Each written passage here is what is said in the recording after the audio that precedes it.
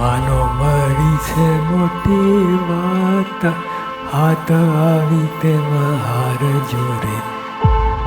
આના ઉપર જવાનું છે, આ પ્રાપ્તિની વાત વિચારવી.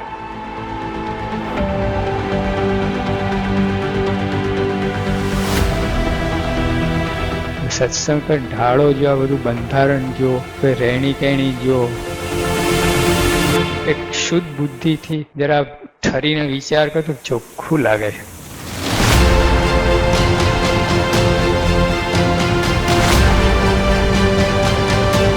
પ્રાપ્તિ દેખાય આપણને, કંઈ અધરતાલ નથી આ બધી વાત.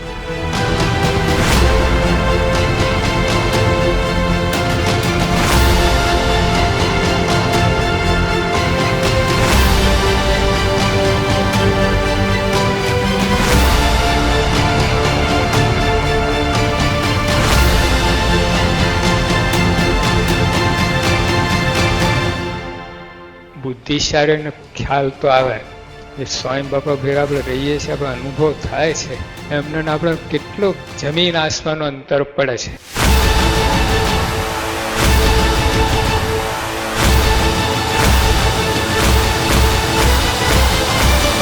પ્રાપ્તિને સમજવા માટે, અનુભવવા માટે કેવળ વિશ્વાસ. વિશ્વાસ બીજા કોઈ સાધને કામમાં ના આવે. તો 1000 સાધન ઊભા કરો ને, આ પુરુષ ના સમજાય. નિષ્ઠાની વાત કેવી છે? વિશ્વાસ. મહારાજ કહ્યું સારંગપુરના 9માં કે અતિશય દ્રઢ વિશ્વાસ, અતિશય દ્રઢ શ્રદ્ધા, તો છતી દેહે બ્રહ્મરૂપ થઈ જાય.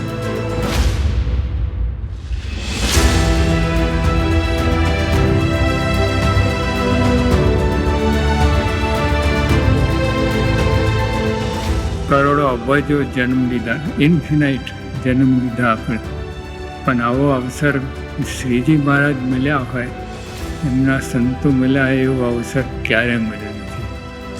તો ભગવાન સીધા અક્ષરધામમાંથી ડાયરેક્ટ અહીંયા આવ્યા, વચ્ચે કોઈ જગ્યા સ્ટોપેજ નહીં, કોઈ સ્ટેશન કર્યું નથી, સીધા આપણી પાસે આવી ગયા. આપણા જ છે, મને મળ્યા છે. બાપા કહેતા, મુખો મુખ થઈ ઓળખાણ, કોઈ વાતને ન રહી તાણ, આ બ્રહ્માંડમાં આપણા તુલ્ય, ભાગ્યશાળી માનો યદ ભૂલ.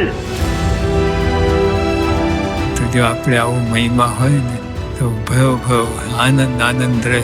આ એક જ વસ્તુ યાદ રહે ને, તમે કેફના ગાળા ને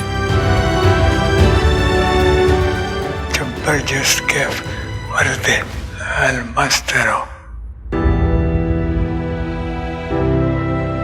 Then you will always experience Anand, Anand, Anand. This is Prapti.